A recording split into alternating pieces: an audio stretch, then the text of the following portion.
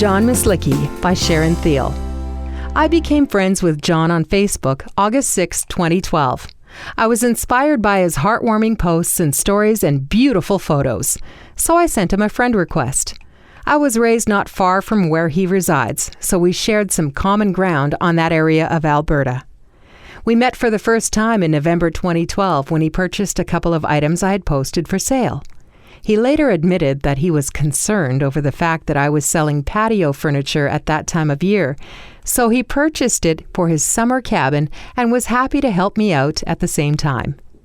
It was during this time that I was contemplating a career change after working with the federal government over 20 years and began making arrangements to obtain my Class 1 license. John proved to be instrumental during this difficult transition. Without his help, encouragement, and support, I don't think I would have fared so well. My Class 1 in-truck training commenced in December 2012. At that point, I had successfully completed the air brake certification, Class 1 written exam, and driver's medical exam.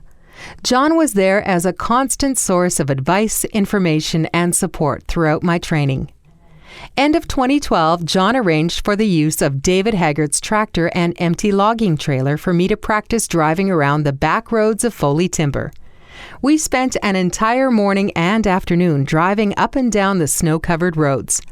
I was initially a bundle of nerves, but John kept calm, patiently encouraging me along, even when the truck slid into the ditch, delaying our practice time, but letting me experience the camaraderie of his neighbors as they helped pull the truck and trailer out. After several hours of truck driving, which provided me with much-needed hands-on behind-the-wheel experience, John graciously invited me to their beautiful home for a bite to eat and to meet his wife, Marg. I continued with the Class 1 driver training in January 2013 and was preparing for my road test in February.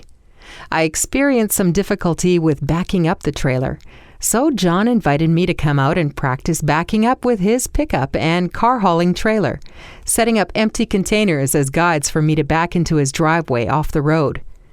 We spent several hours practicing, allowing me to become more comfortable with maneuvering the steering in the right direction and just the right amount.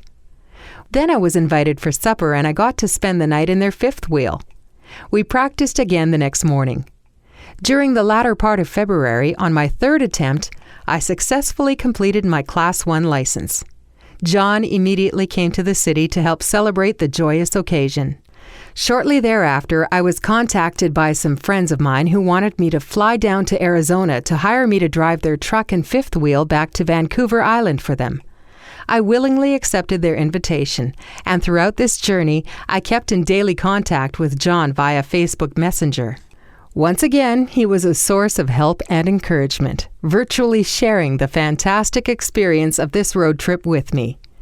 Upon my return to Alberta, I began looking for truck driving employment opportunities. And again, John was there, always willing to provide advice and recommendations on my job search.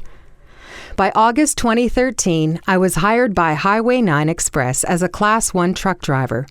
John generously provided me with much of the required work gear and equipment I needed as a new truck driver, including gently used steel toe boots, work gloves, flashlights, a cap, a chain, ice melt, a portable toolkit, utility knife, etc. He also showed me how to use ratchet straps.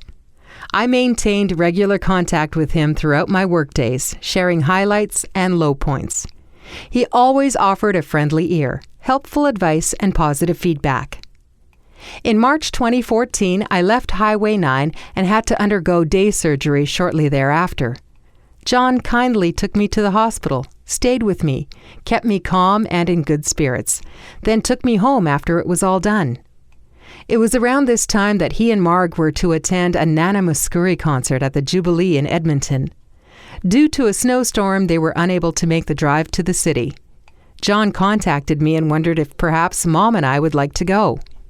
Having just had surgery, I wasn't comfortable to attend, but we arranged for him to fax the tickets to my mom's apartment building, and she was able to go with a friend neighbor of hers. She talks about that concert to this day, it being one of the highlights of the year. By June 2014, I obtained a truck driving job at B&R Eccles Transport. Once again, John was there to support and encourage me.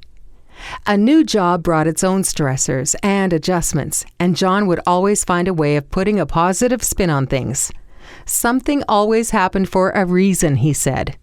I was able to share the ups and downs of truck driving, hauling freight, and navigating through the busy city streets with him. It was also in June 2014 that John set up steps for me on my back door, utilizing the cement materials and sidewalk blocks I had on hand. This gave us much-needed access out into the backyard without the hassle and expense of having to hire a contractor to build a landing and stairs. He also provided me with a couple of old satellite dishes to use as a base for our fire bowl. In February 2015, I had a work-related accident and suffered broken bones in my ankle. I was hospitalized and underwent surgery. John came to visit me a couple of times, and that weekend, leaving me one of his coats for comfort. He also provides me with cannabis sativa seed oil capsules. Due to my career transition and unforeseen circumstances, there were times I had difficulties making ends meet, and John kindly and generously provided financial assistance and groceries or coupons on numerous occasions. Without his help, I honestly don't know how Brandon and I would have managed to keep going. This month, May 2015, I was honored to receive my very first copy of John's newly published book of stories, Come, Walk With Me. Then, on a later visit, he provided me with another copy for my mom. What a treasure and legacy this book of stories is. From the time I met John in late 2012 to this present day, John has been there through thick and thin, as a dear friend, mentor, confidant, and advisor. He is a constant source of inspiration, a breath of fresh air, a ray of sunshine, a glimmer of hope, a wealth of knowledge and life experience. He listens without passing judgment and shares what he's learned from his own experiences to help me through whatever I may be going through at that given time. When he comes to the city to run errands, he'll make a point to stop by for a visit on his way home, usually accompanied with a fresh pizza from Costco or a roasted chicken from Superstore. And last, but by no means least, he gives me the most heartwarming hugs. I feel so blessed to have John in my life, and I firmly believe he is my earth angel.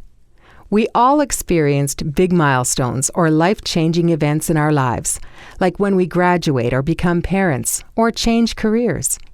Well, I realized when I met John and became blessed by his friendship, it was a life-changing event because of the difference he has made in my life. Thank you, John, for everything, from the bottom of my heart.